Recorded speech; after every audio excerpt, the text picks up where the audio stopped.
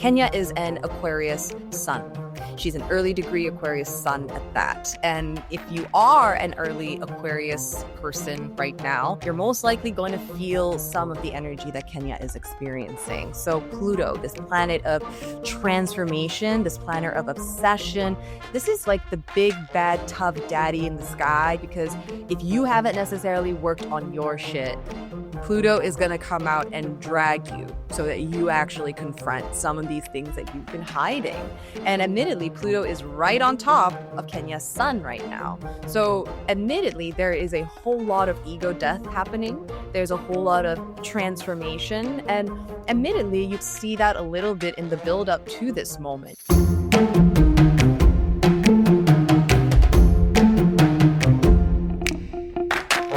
Welcome to Cocktails and Gossip, the podcast where we drink cocktails, but you better believe we're going to spill the tea. We chat reality TV, celebrity blinds, and the hottest tea from BravoandCocktails.com. And as always, it's all alleged and just for fun. We do not verify our blinds. I'm B. And I'm Amanda. Let's get into this week's tea. What's up, cocktailers? Hello, Amanda. We missed you last week. Hi, I missed you guys. Of course, everything was in great hands with you and Tracy, and obviously with Spencer as our guest. I loved listening, actually, as a fan of Spencer's, and like listening to our show and hearing all that Hills gossip I'd never heard. It was really fun. But yeah, I miss you guys. I don't like not doing the pod on the weeks that I didn't do it. But I'm really excited to tell you guys we have a return guest. We have Tasha from @thepop_astrologist on Instagram with us this week. Hi, Tasha. Hello. Thank you for having me back. And by the way, absolutely love the Spencer episode. Just for those who are interested, he is a Leo sun and Scorpio moon, which I felt like he was giving with all the tea in the episode. But yeah, no, I'm glad to be back. There's a lot to talk about, and I'm excited to dive in. Yay. You might remember we had Tasha at the beginning of last year, and you guys really loved her takes. So if you're not following her yet, you really should, because she talks about a lot of Bravo stuff, but everything pop culture, and takes that love for pop culture reality TV and combines it with her knowledge of astrology to give everybody a deeper understanding of what's going on or what might be motivating and why things could be happening that don't seem to make sense. And having been a longer time follower of you, I feel like sometimes like it makes my head spin. The stuff that you talk about like either makes things make a lot more sense, or in some cases, I feel like you call stuff before it actually happens. Yeah, there's a fine art between really trying to stay in the present, because as much as I can make predictions, I don't necessarily want to make predictions, because I also very much believe in free will, and everyone at any given moment has the opportunity to do better. And if I'm predicting something, I've assumed there is no better course being taken. This is the de facto outcome. I love that. But I feel like at the same time, it makes sense for us to talk about what we were talking about before we got on to the pod. So first of all, we had a couple of technical difficulties. What? I feel like, knock on wood, we've been really good and we haven't had technical difficulties. But guys, I plug my headphones in and nothing. I just hear my computer speaker. So then I go get my son's gaming headphones and still nothing. So it could be a computer issue, or I have two pairs of broken headphones. We don't know. But Tasha said that Mercury's in retrograde. Finally, it's not. This week is the first week out. Whew. Oh, we're out. But I'm still in.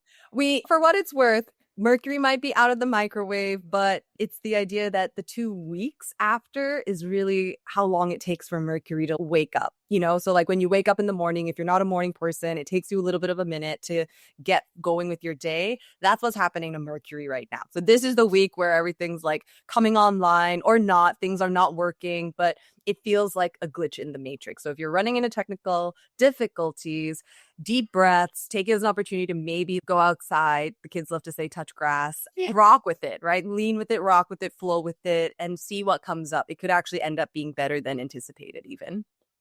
And you were saying which I think is really interesting, that you think there will be some headlines or things that come out at the end of this week. So tell us a little bit more about that. Yeah, so at the end of this week, so I think when this episode drops, there will be a full moon in Libra on April 12th. So this weekend is a huge weekend. Not only is it a full moon, it's the brightest point in the sky. For Bravo fans, you're definitely going to want to pay attention to maybe something from Kyle Richards' territory, just because. And I have a flight on the 12th, so that makes perfect sense because everything drops when me and Amanda are in the air. Oh, there we go. That's confirmation in of itself. But Saturday night, guys, look out for scattering. Why Kyle Richards? yes, because Exactly. yeah, so this is a Libra full moon. And for starters, Kyle is a Libra moon. So this is a big lunation for if you are a Cancer, Aries, Capricorn, and Libra. Those 4 signs will be most affected or will feel the energy a little more. And this full moon happens to trace back to October 2023, which for Kyle's case was when her and Mo, I guess she finally announced the separation formally back in October 2023. So it's the idea that there will be a continuity from that theme. So, maybe you finally see her after this reunion, like making a big announcement or a decision. But there's definitely a thread for Kyle Richards coming through. Maybe her sister stuff even, because Kim Richards is also very much part of her eclipse story, having relapsed, I think, last September. So this is also going to tie back to about 6 months ago. So there's a lot of energy here. There's 3 other things it could be. She's not coming back to Beverly Hills. I'm not saying that's happening. I'm just saying. Second, she officially files, or we hear that they have filed for divorce. Third, she comes out publicly as being in a relationship with Morgan because she is currently, or was up until very recently, like last week, traveling all over Europe to every show, which, like, if Amanda was a country singer and traveling around Europe, I definitely would pop into a city and see a show or two, but I don't think I would be on every leg of the European tour. No. Right. Especially when she has a big family, 4 daughters. Yes, 3 of them are grown, but one of them's still in high school. And she also has her very close best friend, Teddy, who is battling cancer. So it seems that all of our assumptions that her and Morgan are more than friends, like, it just seems like they are. So maybe after she takes this beating at the reunion and she has to view all the reactions, even Andy this week at the second part of the reunion said, you can't have your cake and eat it too. You brought her on the show. You did the music video. You guys drummed up all of this speculation. And now you're like, leave us alone. This is private. We're not saying anything. I think we need to do a welfare check on Andy because if you, with a look, could kill, Kyle was shooting daggers at Andy. She looked so pissed. Yes. Yeah, it feels, I love all 3 possibilities because, I think we were talking about Kyle leaving the show the last time I was on. It was one of those things where we are in a new era of Bravo, and maybe we'll talk about that later too, but it's the idea that what held in the past before is no longer up to mustard, and people want change and evolution, and they want a lot more honesty and authenticity. And so if you are, in theory, you have a relationship on the show, on camera, but you're not actively acknowledging, owning it, it almost feels like Kyle is in a bit of a denial about her own life. And we're seeing that denial obviously play out, and it's not comfortable for all of us who want certainty. Kyle has a Venus in Pisces in her 8th house. There is a sense of being a little delusional when it comes to love and hoping for a romantic fairy tale outcome, this great story, hopefully. And I also think watching the second part of the reunion and watching Kyle's answer and Garcelle and the rest of the cast saying she spoke with them off camera about it and expressing that it was Morgan's wish not to be mentioned, not to be on the show. It could absolutely be that they're not, like, we've all been in situations where we're dating and the other person, okay, maybe we haven't all, but where it's not official, right? We have a great time together. It's like you're in a relationship, but there's no title on it. So it could be simply that she hasn't said anything because there's no title on it. or Morgan isn't ready to publicly say anything. It's not necessarily, she made it sound at the reunion like it wasn't her choice. Yeah, that actually does seem very consistent with the chart as well. For someone that is she's a pretty powerful presence. She's been there for so long. She's an OG, but when you look at her chart is really one rooted in the other. So really, Kyle, whether it's via her sisters, whether it's via her partnerships, her relationships, the relationships with the woman, it's all about her being defined by everyone else rather than her actually trying to step into her own throne, which is her goal in this lifetime, really. And that's what Garcelle was saying to her at Chuck E. Cheese, right? I think she was saying, you have the resources, you have the presence, you have the freedom now that your children are pretty much out of the house to be and do whatever you want. And I get that there's that almost that like where she's been feeling tied. And sometimes when people get out of a bad situation, like they're not, or not a bad situation, but get into a new situation, they're not quite sure how to act at first, right? And maybe there's some energy like that with her.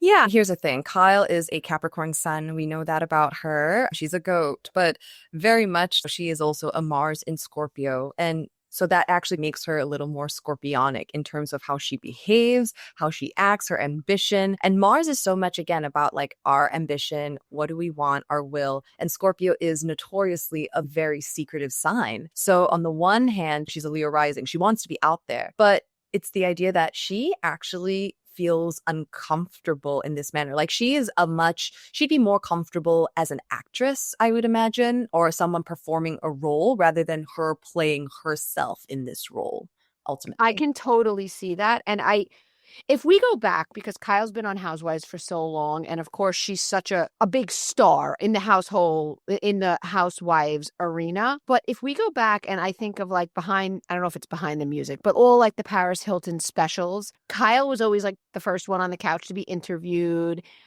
always wanted to be seen with Paris. We know she was a childhood actor. So I think that she came back on Beverly Hills because she wanted that exposure. She wanted to be a star. And we've seen her. She had the television show. She's done some Lifetime type movies and stuff. But I agree with you. I think if given the opportunity, she would absolutely leave for a scripted series. It makes me wonder about this in tandem with Bravo's future, because I can see a situation where she ends up like doing a lot of production stuff with Bravo down the line, or whether it's more of her creative like juices. But she's a Cap Sun in the 6th house. This woman does love to work on some level, but I think it's a matter of what type of work I want to be doing right now. Do I want to be fully exposing, or do I want some control around what I can share? And usually that's, if you're a behind the scenes person or an actor, there's a little more to hide. And what day did you say the full moon is? April 12th is Saturday. Saturday. And so what does that mean? Because you were saying that it's an intense full moon. Like, and I do know this is the first full moon out of eclipse season. Yes, girl. I don't exactly know what that means. Yes, girls. Yes. Man, stealing your job, Tasha. I know. I should be on the lookout. So fascinated by this topic.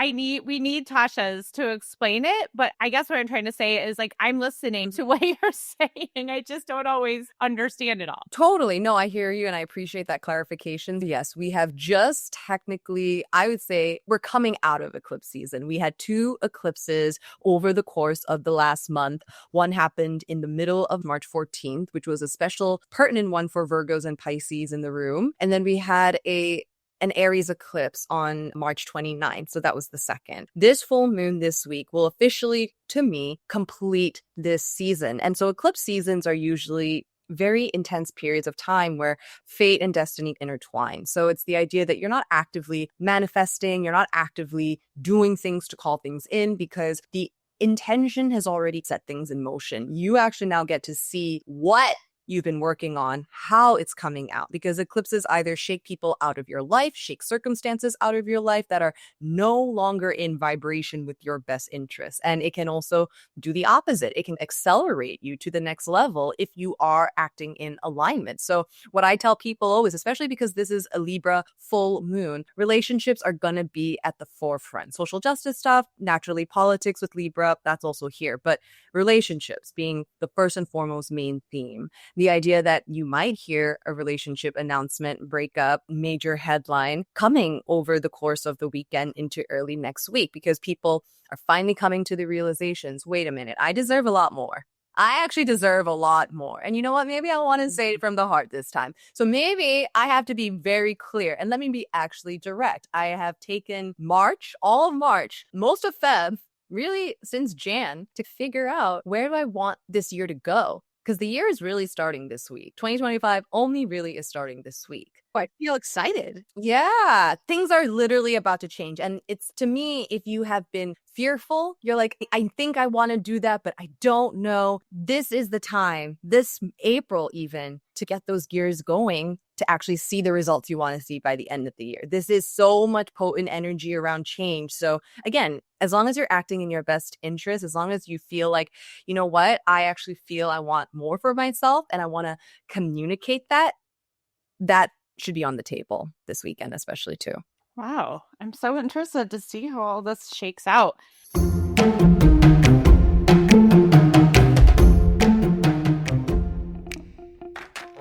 Cocktailers, I want to talk to you about OneSkin. I have been using their OS1 eye supplement and their OS1 face supplement for over a year. And I've really noticed the biggest difference in the skin, the texture, and the kind of skin around my eyes. I've noticed that it is smoother and less crepey, and like the texture feels like a little more bouncy, if that kind of makes sense. Huge fan. And I'm so excited because OneSkin actually just sent their OS1 SPF. So it is a sunscreen in the perfect size bottle to just live in my purse. And that's actually where it lives now, because I can't tell you guys how many times I found myself in a situation where like you have lunch outside and you stay for a glass of wine and find yourself in too much sun, or the sun comes out when you're not expecting it to at kids' sports and you find yourself needing SPF. So the timing couldn't be better, as we're all looking forward to being outside more in the spring and the summer. OneSkin's proprietary OS1 peptide is the first ingredient proven to switch off the damaged senescent cells that cause lines, wrinkles, and thin, crepey skin. Free from over 1,500 chemicals and preservatives that can make skin red, irritated, or itchy, their products are certified safe for sensitive skin, dermatologist tested, and approved by independent testing platforms like SkinSafe. OneSkin is the world's first skin longevity company. By focusing on the cellular aspects of aging, OneSkin keeps your skin looking and acting younger for longer. For a limited time, you can try OneSkin with 15% off using code GOSSIP at oneskin.co. That's 15% off OneSkin. That's ONESKIN.co with code GOSSIP, GOSSIP. After your purchase, they'll ask you where you heard about them. Please support Cocktails and Gossip and tell them we sent you. Give your skin the scientifically proven, gentle care it deserves with OneSkin.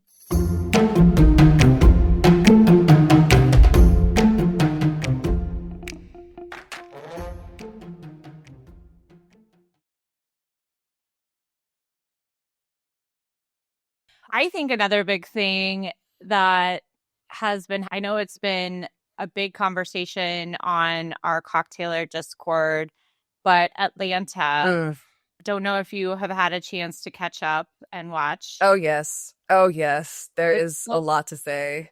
Yeah.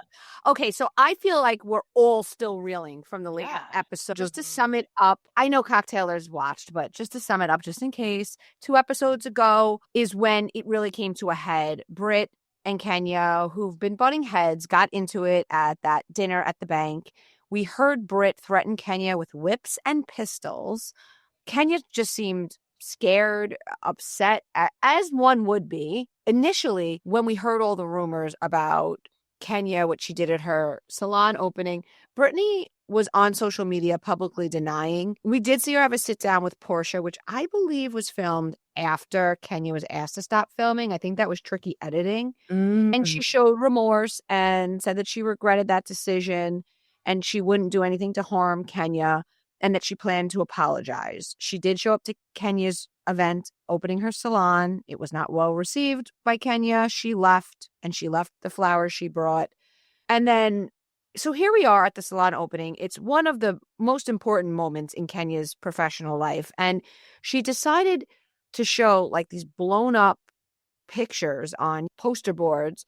First, a video, Britney as a video girl, video hoe, as they say. And then for the grand finale, actual pornographic photos of Brit. All of the women had different levels of their reaction, but none liked it. Some stormed out, some spoke their piece, but they were all visibly unhappy with Kenya's decision. Tasha, can you tell us your astrological views? Kenya has been posting, just yesterday, Andy spoke about it on his Sirius radio show. And Kenya came out. She called his co-host ignorant. She really spoke against Bravo production, which leads me to believe that she is done forever, ever.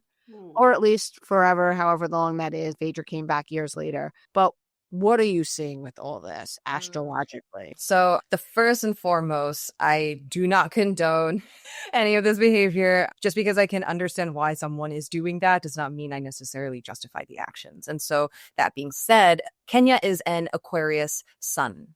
She's an early degree Aquarius sun at that. And if you are an early Aquarius person right now, you're most likely going to feel some of the energy that Kenya is experiencing. So Pluto, this planet of transformation, this planet of obsession, this is like the big, bad, tough daddy in the sky, because if you haven't necessarily worked on your shit, Pluto is going to come out and drag you so that you actually confront some of these things that you've been hiding. And admittedly, Pluto is right on top of Kenya's sun right now. So admittedly, there is a whole lot of ego death happening. There's a whole lot of transformation. And admittedly, you see that a little bit in the build up to this moment. Her and Britt have been exchanging shade since the season started, and Kenya coming or insinuating stuff about Britt's marriage or whatever, right? But there is a natural tension between these two women. And obviously, Britt is one of the newbies who have come into the reboot. But even if you look at their synastry, it's very difficult synastry. And it's not to say they can ever work through it, but this is very combustible. If I were a producer... So what you're saying is if you were... First of all, they need to hire you so you can let them know. But if you were hired by Bravo when they were casting, you were at both of their charts, you would say to the producers, I'm letting you know now, Britt and Kenya are going to have this very tense relationship. Yep. Please make sure no one is overtly drinking. Please be on your best behavior production-wise or on what you say. Granted, there is going to be a lot of juicy material that can be pulled if that is the goal of production, but this can turn into something very like a Molotov cocktail waiting to burst. So just as fans, I think we should talk just too about this whole situation. Absolutely. Because I do think it is about the perfect example of two wrongs don't make a right. And I want to come back to that point in a second. It's our job to get the behind the scenes and what's going on during filming. So we've been hearing about this since last summer. We all have seen Kenya act up, but I felt very shocked watching this whole scene. On first part, seeing the threats, because Kenya did seem visibly shaken, and hearing anybody threaten anybody with any kind of weapon is frightening. But then seeing the scene at the salon and knowing that Kenya was so nervous for this, that she put a lot on the line, that she invested a lot. She said things had been slow since her soft opening and that she really wanted to make this a big success, and that she sees herself, as she should, as a role model for her daughter. What the fuck got into her? I understand her being like pissed and being furious at Britt. I'm sure she was furious at production as well. It was a palpable, like when people see red, right? And it's like, clearly this was something that she planned, but her whole speech, just lack of judgment and lack of class. Honestly, I'm just really disappointed. And also, as you watched her do it, it was like she couldn't stop. Yeah. Like sometimes it'd be one thing if people were laughing, if people were like, everybody was looking at her in shock and looking at each other, and it didn't stop her. It's like she could have just stopped after the video, and been like, yeah, and there's more where that came from, but we'll leave it there. And so then the debate becomes, was it revenge porn? Because if what Kenya is saying is, oh, this was stuff that was online, but stuff has changed. Bravo has lawsuits. The rules are different. If this was 10 years ago, I don't think she would have been suspended. As things stand, I feel like, number one, Brit is not being well received by the audience.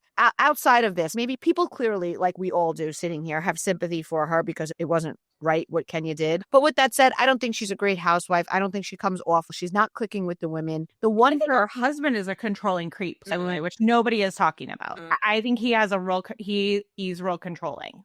He also gives me like a grifter vibe. Like she was with Rick Ross and she was like with these rappers and just well-known men in Atlanta, and she brags about it on camera, and no one, what does he do? Has he even said what he does for a living? They have a nice home, but she earns money. What does he do? No idea. Yeah. And if the sister is, I feel like I don't get to see you enough. Yes. And then Brett's giving her some weird answer. I feel as sisters and as women, you should be a part of my marriage or something like that. I'm like, that is such a weird thing. Like, he's clearly feeding her weird, I don't know. Isolating her from everyone close to her. Very. Yeah. So I don't think she'll be asked back. I think what Bravo does is, I think Kenya is done, and I think that they don't have Britt back because her one ally is Kelly, and in real time, they're no longer friends. Kelly posted something. It's so crazy watching this as you're standing by somebody, but now you see them for who they are or whatever. So she obviously fell out with her one friend on cast, which, by the way, they only knew each other, they said, for a year, which odds are they probably got introduced when they were all being interviewed and they tried to act like they were friends when really they just were getting to know each other. Yeah, I appreciate you bringing up the potential for what Brit might be also facing in her household, because here's the thing, right? Like, I can look at a chart and there's a lot that you can see. And when I look at Brit's chart, there is signature around violence and control. And so I'm not necessarily going to say one thing or the other, but I am glad you did bring that up because there is markers of violence in Brit's chart that I think are worth or might be worth exploring down the line, but it certainly shows me why it's her own proclivity to jump into, let me go slap someone or something. I think when they were gathering with Shamir, like even when she's not in a violent situation or an escalated situation, it's so easy for her to pull like a violent act or a term and play it out as a joke. And so it does make me wonder around the way violence was communicated and fielded in front of her in environments that were quote unquote out of her control, similar to what she's saying. So again, not justifying, but I can see where she's saying things and where they line up in the chart. And it can be a lot darker than we even think, I think. That actually brings up another point that I'm really curious to get. I have a quick question I want to get your guys' opinion on. We know that the production company is there on the ground. There's not Bravo Network executives there when everything's being filmed. So a lot of the stuff is in the hands of production. But we also know that production sends what's called a hot sheet after each day of filming. Here's what happened today. So you would think Bravo was notified both, obviously, we know that they were notified about what happened with Kenya, but what you would think they were also notified, like, hey, Brit was threatening Kenya. And I think Kenya has enough network connections that she probably was going beyond. I'm betting if she felt truly threatened that she was going beyond the production company and going all the way up the flagpole to Bravo. So what do you guys feel Bravo's role should have been going back to the dinner at the bank and then forward into this situation? Do you think Bravo should have taken a stronger role, I guess, or do you think maybe they did and they just said, you have to apologize, Brit? What do you guys think? I was just going to say, honestly, the moment Brit threw out a threat, in a workplace environment, it should have been canned from that minute. It should have been a non-starter. It should never have gone farther than this actually ended up happening. And so to think that obviously Kenya would have had to know that Brit was going to show up at this event, and there had to be notes around the grand opening for her to prep the poster board and everything. It's the idea that, as you said earlier, two wrongs don't make a right. But in this case, it's almost like the parents, you don't know what's happening behind the scenes, what production is saying to one or the other, who's angling and jockeying for a spot on the cast, right? You do what you got to do to make this a success. And of course, Roa has been on the decline, right? This is a rebooted season. And so there's a lot of pressure in making this a good one. And admittedly, even though we're talking about this drama, I don't necessarily think this is particularly good drama, but we're talking about Roa. So on some level, production, I think, did do its job, but I don't think it was the right call. I think they should have stepped in. And this week, as a matter of fact, and I know that when we were chatting, Tasha, we said that we should bring this up. A Bravo producer named Patrick made a very interesting video reel on Instagram, and he was a supervising producer on Beverly Hills. Apparently, he got iced out of all 9 shows because, and this is just a coincidence, he was making adult content. But so his video was about, he talked about Garcelle being a crew favorite, but also some interesting behind the scenes production stuff. And he used the word toxic a lot when talking about the work environment of the production companies who make the shows for Bravo. He spoke about the cast trips and how he had hand-to-hand combat with a housewife holding a metal pole who was trying to hit another housewife with it. I'm dying to try to figure out. I think that this is something we got to put out to the cocktailers, but Yes. try to figure out who that was. My bet is on Dorinda. That's not the scientific bet, but that's just like a first intuitive hit. New York clock. So, and I don't even want to go here because, of course, we don't want to believe it, but we do know that a lot has changed. The Leah McSweeney lawsuit, it could have been her, by the way. It has changed the rule book. And, you know, it always makes me laugh, and I've said it so many times on here. Bravo isn't like a Fortune 500 company. The rules aren't the same for everybody, which isn't fair, but rules change based on like what somebody could do 10 years ago and what they could get away with now are different based on the world has changed, and right, social media plays a lot into it because I think in the past the network and production could hide things, edit it out, and now there's so many leaks and everything. So what does astrology tell you on this topic about, or is the golden age of housewives over? That's something we keep hearing people say a lot. And I actually put this question out because I'm like, what do people want? Like, I actually thought, like, we were talking about Beverly Hills a couple weeks ago. I'm like, I thought it was a great season. I didn't know there was no big reveal of a secret blogger like on Salt Lake City, and there was nobody going to jail. A lot of the intricacies of women's friendships and the gray areas between right and wrong and the like difficult mother-daughter relationship. There was so much that was so interesting to me. And so when people say they didn't think it was an interesting or good season, it really does make me wonder, what do people want? And is it sensationalism? Is that all they want? Is that all that is considered to be made a good season? And if so, does that mean, is the golden age over? It's interesting. I did go back into the history of Bravo just to see where things have evolved from, because Bravo has been around since 1980 as a network, and it might not have been this current form of Bravo, but it was definitely still around. And initially, I guess the network was intended to focus on eccentric, non-mainstream, interesting type of programming that was focused, I think, primarily on the queer women demographic. So this is essentially what Bravo is today. And 2006 was a big year because that was the year that they really revamped all their reality TV franchising. That was when we got Orange County Housewives. That's when we got Top Chef. That's when we got $1 Million Listing. That's when we got the first wave of what really has set the foundation for all the stuff that we're talking about now. And admittedly, Bravo is in another intersection point, another evolutionary point. So back in that 2006, 2007 era, Pluto, again, this big transformative planet that is on Kenya's sun, is also at the time was making a shift. And so recently, Pluto just made another shift back in November last year into Aquarius. So we have entered a new era, which again, when the reality reckoning, when all these things started to come out, and initially people might not have necessarily gotten on board with it, given those weren't necessarily filed in the most, I think, efficient or concise or compelling manner. But nevertheless, it was very striking that these things were starting to come up as Pluto was doing its dance moving into Aquarius. So admittedly, I do think the golden age of what we've expected from Housewives is over. I think it is also really difficult to put on a show without people coming on already knowing what they want to market, how they want to produce themselves, what persona they want,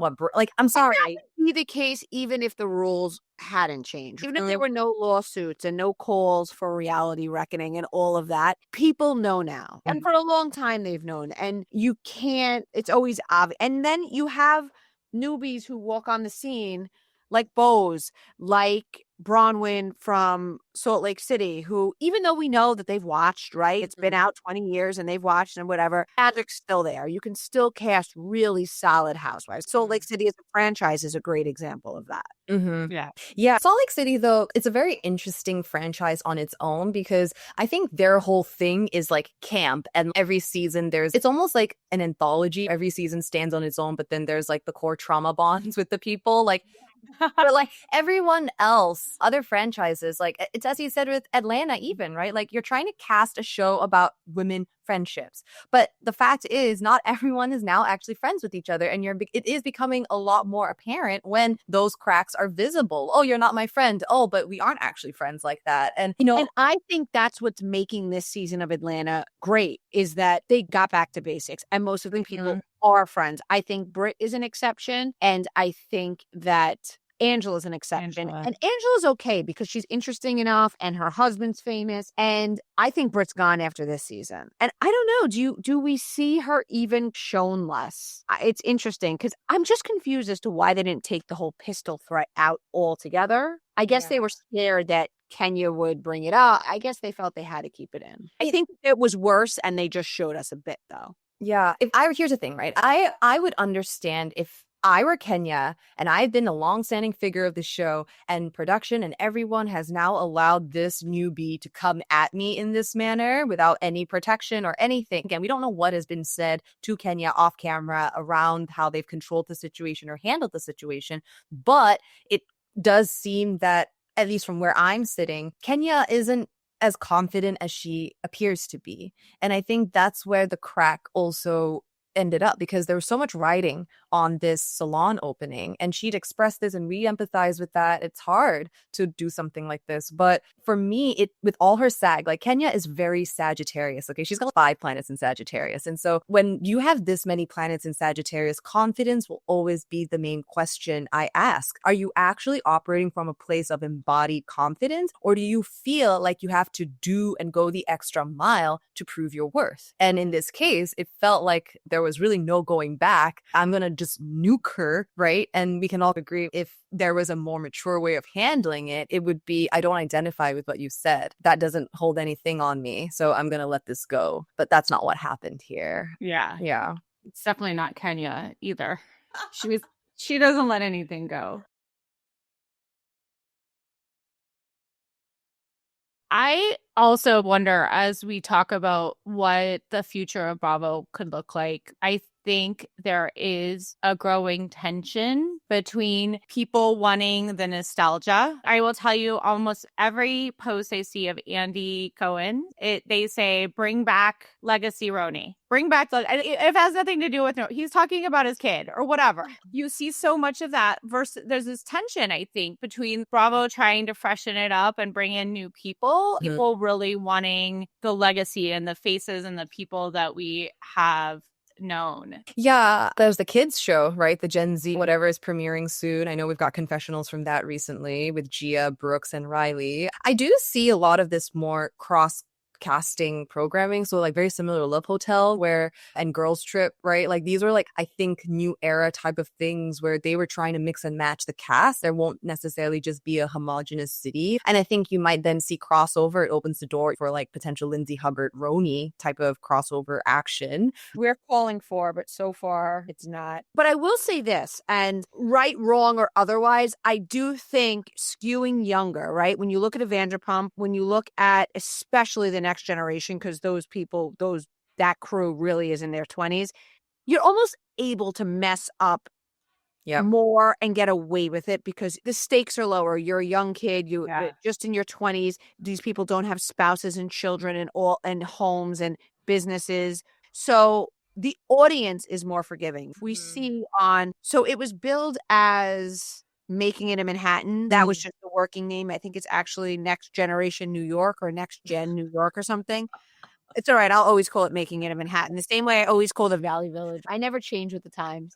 But if one of those kids, if Candy's daughter or if Kim Zolciak's daughter holds up a picture of one of the other girls in a compromising position, the audience, of course, it's still wrong. We're not saying it's not. But when a 24-year-old does it, it's different than when a grown mother who's opening a salon and who's been in the industry and on television for so many years. Like, she should know better. Yeah. She does. I think she was in a blind read. So much power that she'd scare her away. Maybe she sees and has heard the controlling husband and the cracks in it, and she wanted to really get her. Because what else? You know that Brittany's husband is her. I guess her full name is Brittany, even though they always call her Britt. You know that Britt's husband cannot have liked that. Like, I'm just, again, terrified for what happens off camera because there's so much we don't know in this situation. But I totally agree. To think about the next generation, too, I personally enjoyed the shit out of Southern Hospitality. I think that was a phenomenal, like, granted, Southern Charm is great, but Southern Hospitality, oh my God, it was so good this season. So it gives you hope that and that's a great example. Those kids can get away, and I know they're not kids, but they can get away with things that I don't think the climate allows for housewives to. And I think, building on Tasha's point, we've invested less in them, right? And like I said at the beginning, I'm disappointed in Kenya because I have been a Kenya fan, and I was really disappointed to see her act this way. Southern Hospitality folks, we barely know, so it's harder to be disappointed in them when you don't have much of an investment in them yet. And the sad thing is, and I believe it was Carlos King who said this on a podcast, and I was like, wow, that really is true. For the vast majority of housewives, while they're still on the show, or not even on necessarily their show, but still in the orbit. Because once you're kicked off a show, like Phaedra was for all those years, you're not in the orbit. Like Luann or Dorinda, who still, although their show isn't on, you might see them on Traders. They'll be Love Hotel, and you're still in the orbit. You're still relevant. When you're completely off, in a couple of years, there's no life after Housewives. What is Kenya going to do? If Bravo won't have her, it's not like E! Network is going to do a show around. Do you know what I'm saying? It could be really bad for her livelihood.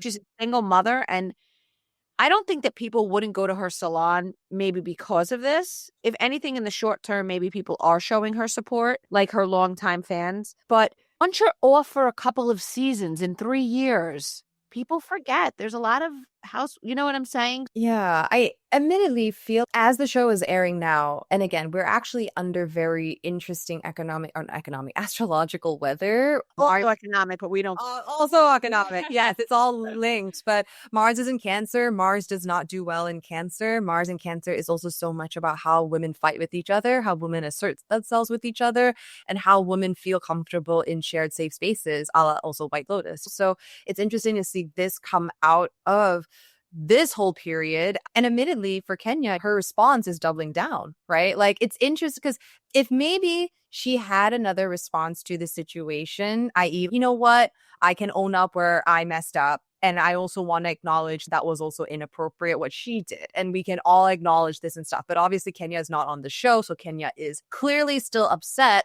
And it makes me do think that the salon's not doing as well as such. Because if it were doing well, it wouldn't be as big of a problem. But she's really holding and doubling down on this.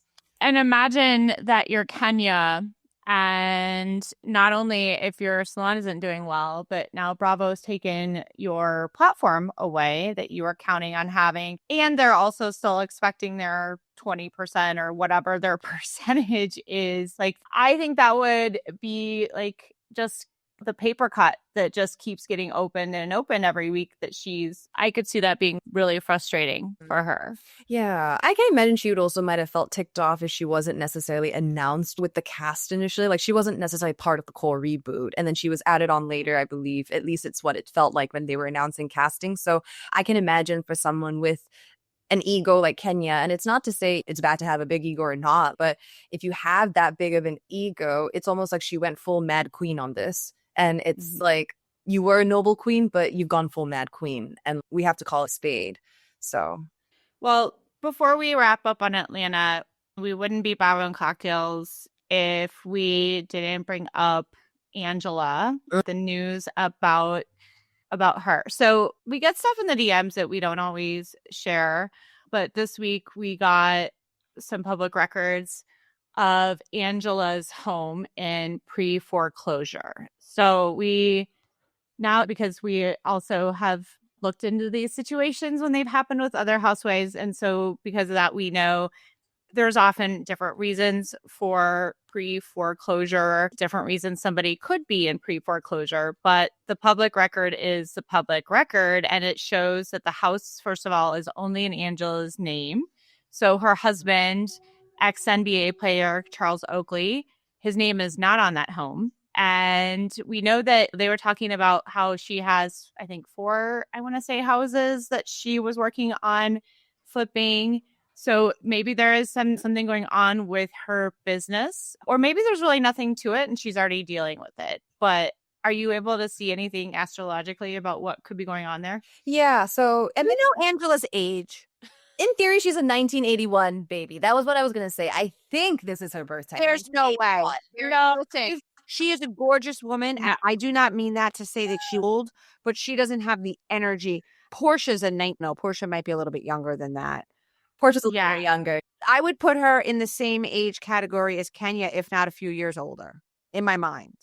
So Again, not that they're old, but they're not 1981. They're like 1973. there's like a 10-year difference. I would here. say so. So I'm not necessarily going to use her chart, but I do know she's a Taurus. Okay. And when I think about Taurus, yes, the real estate stuff is always going to be interesting. Finance is also going to be interesting. CC Teresa Giudice, also fellow Taurus. So if you are a housewife with Taurus energy on the show, money and finances and real estate are going to come up. Like, it is without fail for me. And so when you think about now, okay, is Kim Zolciak a Taurus? I actually think Kim, I forget her chart off the top of my head, but I actually think she does have like strong Taurus in the chart. She loves food, from what I remember, and that's a very Taurus thing as well. It does check out. It's not surprising. And if I think about, okay, what I said earlier about Pluto moving to Aquarius, that is a natural trigger or square to Taurus energy. And so it's the idea that what we might have kept as calm, slow, this is also another Taurus thing. We're going to talk very slowly. There's not going to be a whole lot of energy. It's just very one note, okay? Very calm until something really bad happens, and then you see the feathers ruffled, which, again, Pluto exposes what's underneath what you've been hiding. So it is not surprising to hear this come out now. And also Uranus, the planet of shocks, okay, lightning bolts, like you wouldn't have seen that coming in a million years. What? That's so unexpected. That is also in Taurus and has been in Taurus. And I'd imagine it's about to leave Taurus. So usually as a planet enters a sign and leaves a sign, there is some major activation. And so I would say not surprising, frankly, that I'm hearing all of this about her. So that would actually also then track with Teresa, because the news came out about that a couple of weeks ago. Yeah, it was interesting to see people, or at least I think it was Gia, right, try to deny or try to play it down a little bit. But the reality is, like, those are some serious numbers. And looking at Teresa's chart, it is very, oh God, is history really repeating itself again? That was my first thought when looking. Dear God, we cannot be doing this again. We don't know about the jail piece because thank God. You have to prove fraud. Yes, thank God. You have to prove fraud. It does seem that the home is in his name and the loans are in his name. Again, this is just the information that we have available. But do you see anything regarding if she stays with him? Interesting. So admittedly, when I pulled up her chart, I forget now how long this was ago, but maybe when I was doing my predictions for the year, she is coming into a closing chapter. So when I think about family, when I think about housewives, all of these things are coming up. And so for me, I'm not necessarily sure about the relationship. I almost wonder if they decide now to have a very honest conversation about finances, right? I think that there is a chance like things can still be worked out. Back to my first comment about predictions and free will and choice. If she has actually learned a lesson here, to me, I don't see any reason why they can't continue. However, there is an ending coming. And so when I think about this does tie in with her time in the Housewives and all these rumors. And I think I just saw a report. There's so many reports, of course, with the Jersey Housewives, but I saw something recently where it was alleged that because of this whole financial drama as well, there have been no cameras that have picked up for Teresa, or Right. it's been That's very true. quiet. You get the sense we're over it. We want to move on from this. We can't keep using this type of storyline over and over again to get. And that speaks to the climate changing too. Teresa and Joe going to prison was a long time ago. We don't know that Bravo would make that same decision today. Yeah, I agree. And again, I can't necessarily see if Teresa does go to prison, although there is potential. Her sun is in her 12th house always. She's a Gemini rising. So that sun in the 12th house, like prison is a very real theme. It's the idea that sometimes Teresa does need to get out of the matrix, society, whatever, and isolate so she can hear herself think. Because otherwise, it's very easy for her to get caught up with everyone else, with keeping up with the Joneses type of energy.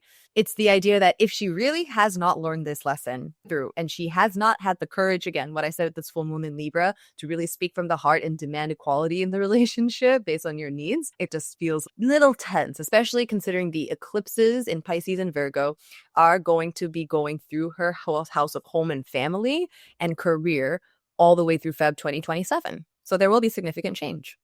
That is fascinating. That is so interesting. Should we wrap up with White Lotus, guys? Because time's getting away from us. And guys, if you haven't watched yet, first of all, don't give us any shit because this is not a spoiler. This is more than a week later. Did y'all love the finale? Did you love it? How do y'all feel? I did. Oh. I was very happy about Lockie. That he lived? That he became less of a creep? Dead. Didn't we think he was dead? I thought he was for sure. I was yelling at the TV so much during that whole, that was a great scene. That was a great sequence. Oh my gosh. I thought I liked a lot of it. I saw coming that Rick was going to be a part of it. The whole time I kept saying when I was watching it with my husband, Luke, I am your father. It was pretty clear like that I thought he was probably his dad. And they did a good job of kind of throwing us off.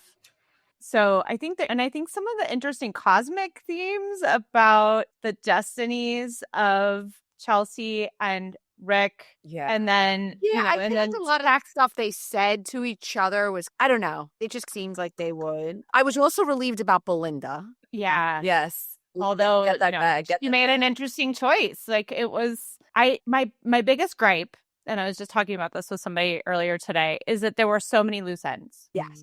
And I think that's a little bit of Mike White's style because that is what happens, I think, with him a lot. But I thought especially this season, maybe too many loose ends. I was annoyed, and I'm sure you guys have heard this by now, but I was really annoyed to find out that Piper lost her virginity to Zion, Belinda's beautiful son, and that's why on the boat she looked so, but they cut a lot, and that was something that they cut, and we deserved to see that. We did. Not necessarily the graphic. I don't want to sound like I know. I read that interview too. And Mike White was like, it would have been over an hour and a half. I'm like, but you could have done 2 more episodes. Made it a 2-part finale. Yeah. Like we all wanted more. Also, everybody is pissed off that nobody knows why the Radcliffe mother and the short blonde of the blonde trio from Texas, why they had that conversation about the baby shower that they met at and then they just left it there. Like we all expected a little something with that. Interesting. Yeah, that's a whole other loose end that was never tied up. I think it's watching the show as like a non-white person. Sometimes it's, that's a very interesting dynamic. You know, what we were saying earlier about Bravo, right? You watch these shows to get a glimpse of what it's like to be friends in these spaces, in these circles.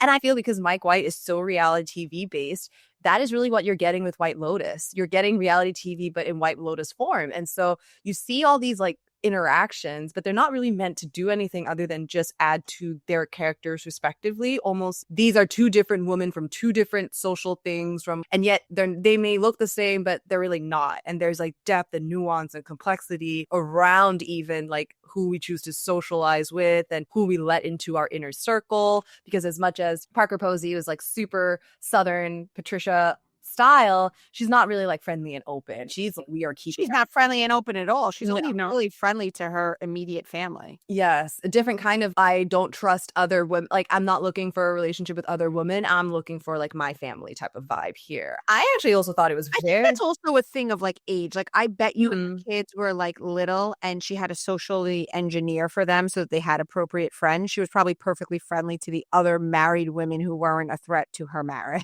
And now she's at a point where her children no longer need her for that. So she probably has her small group of friends that she meets at the country club and drinks because she has drinking buddies. So she has a small group of snobby, wealthy friends. They need a spinoff. And then I saw a meme that was like, they have a spinoff. It's called Schitt's Creek. Yeah. Meets Arrested Development. It's so good. I don't know if y'all both know this, but we brought up Rick and Chelsea. Did you know that Walton, or he doesn't actually follow Chelsea online? He stopped following. Mhm. And people are saying there's drama there because he's called out all the other actors and he specifically hasn't called her out. Apparently, I guess she doesn't follow him anymore either. So do you see anything there? All I'm gonna say is Walton's wife, this director, I think, who has a film out recently, bless her heart. Because if my husband came back to me and told me, hey, my acting buddy, my person who I'm gonna be having this super intense, like karmic acting relationship with, she has a Scorpio moon, she's got all this Scorpio stuff, and I'm a Scorpio sun, I'm like, goodbye. I cannot compete with that. That's a very intense emotional connection to have, almost ride or die and intense, and there's like weird power dynamics and undertone. And admittedly, it feels, and I think you might know the story too, right? This is a very spiritual experience for him because he returned to the scene of where he went after his first wife committed suicide. And when you think about the idea of trying to save someone, it's almost as if Walton completely acted out his grief by virtue of Chelsea. And so it's, yes, on the one hand, there might be this relationship here, but it does feel deeper and heavier than that because of the grief compounded with it. And so you see that energy. And so for me, yeah, I would have been, this is why I can't be an actor. This is why I can't date actors. I cannot. No. If I see synastry that hits and they're acting together in a scene, an emotional romantic scene, no, I cannot trust that. It would be very hard for me not to. Oh, I want to ask I you. see what you mean. If you were dating a guy and he was an actor and you would see their chart, you would be like, oh no, they're too susceptible to having an affair. Yes, exactly. It would be like Blake Lively all over the place, which, is not great. But I'm going to ask you a question off topic. yeah. I want to ask one too. Because Tasha does read charts and she is going to, at the end of the pod, announce a special for cocktailers. And Amanda and I both have had our charts read. No, I haven't. I need We still gotta do it, Amanda. I gotta hit you up. Yeah. Goose. I've had my kids' charts read. Like, she's so spot on and incredible. So I highly recommend it. But do you have like jealous partners, men or women, who like will be like, hey, my wife has this quote unquote work husband. She works very closely with him. Can you read his chart for me and see if they have good synergy? Have you ever had that? That's very interesting. I haven't necessarily had that because I don't think people have understood, whoa, that's another avenue at my disposal. I can look in my stalker files, but I obviously everything is very patient confidential. I do have people talking about like their affairs and things like that. And I'm not here to hold space for like why. I understand why people would do certain things. And right. So my goal and my job is to talk you through it. And in those situations, yeah, they'd be like, is there something karmic here? Like why I'm attracted to this person like that? I'm like, oh, absolutely. And then we talk about it a little deeper. And sometimes it actually is helpful to talk about it because it's not about this person. It's about what this person is bringing up and like what you now have to reconcile with that you can bring back into your respective relationships to work out in the way it's supposed to. So I see it as it's an opportunity for more information, but no, I have not had that specifically happen yet. Okay, here's my question. You go out on a date I don't know if you're single or whatever, but Yes. this is a scenario. You go out on a date with a person. This person like knocks your socks off. They're like the perfect, you're like, I really enjoyed everything. This person, I like the way they look. I like the way they dress. Wow. I would love to go out with this person again. And then you look at their chart and you're like, fuck no.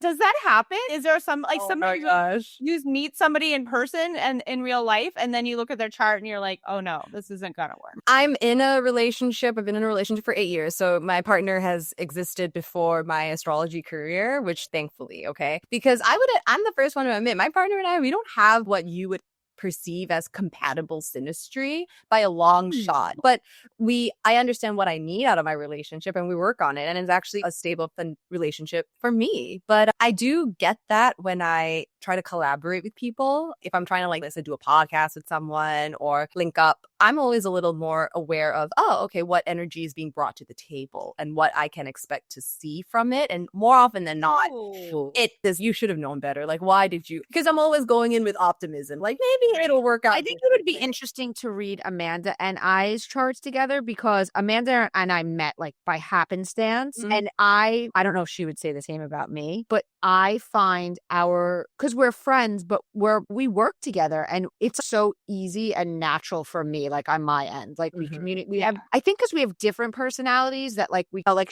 We mesh. I feel like we mesh really well. So But we also have weirdly parallel lives. yes, we have so many similarities, but our actual like our core values are the same, I would say. Our person, I think I'm louder and more like, You're a Sag, right? You're a Sagittarius and Amanda's a Virgo. So in of itself, right? Like, you see the difference. Virgos aren't going to be necessarily the loudest in the room, but they're quietly effective and they will get everything in order. And they also are incredibly astute and critical with their opinions. Amanda saying that was very disappointing feels like a very Virgo thing to say. A Sag would be like, that was so inappropriate. What was she thinking? There's a difference, right? And so, but they both are mutable, meaning they're flexible, meaning they are willing to change with you. So the fact that you both are enacting that synastry out is very cute. And admittedly, it would be challenging otherwise, a square. But it's meant for integration. It helps pushes both of you, whether it helps become more organized, whether it helps Amanda be more like, yeah, it's okay, I can be less controlled about my opinions. Like, I don't have to like necessarily watch what I say all the time like that. So there's the element of both helping each other grow. I love it.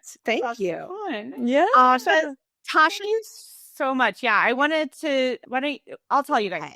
Tasha is extending an offer to everyone. So even if you've gone to her before, you can go back for a soul session.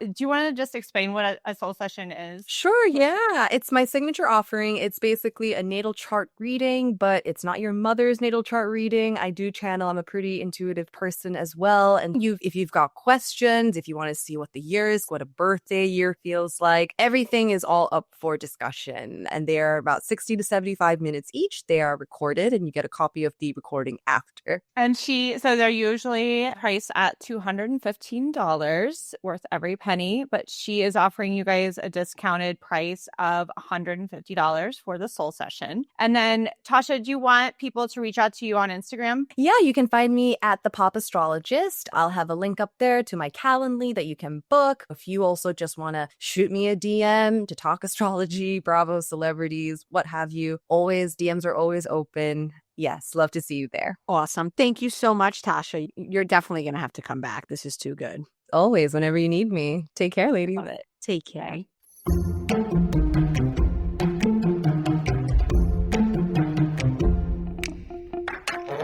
What's up, cocktailers? We want to thank you, as always, for listening to Cocktails and Gossip. Because of you, we've hit some amazing milestones, had some hilarious conversations, and have grown a truly amazing community. If you haven't already followed our podcast, hit the follow button in the top right of your Apple Podcast player, the follow button under the show logo on Spotify, or the subscribe button on Google Podcasts. We thrive on you, our audience. So make sure to tell all your gossip-loving friends about us too. And if you want to get all the tea, join our membership cocktail party by going to bravoandcocktails.com/join. Our members get access to the exclusive tea we post, the weekly podcast without ads, plus another additional bonus podcast every week. And of course, members also get to join us on our monthly live cocktail party Zoom, where we talk about the latest tea and even share tea that's just too hot to put in writing. Last, but maybe best, our members get access to the Cocktail Party Discord, where you can chat with Amanda, me, and all of the other cocktailers as well.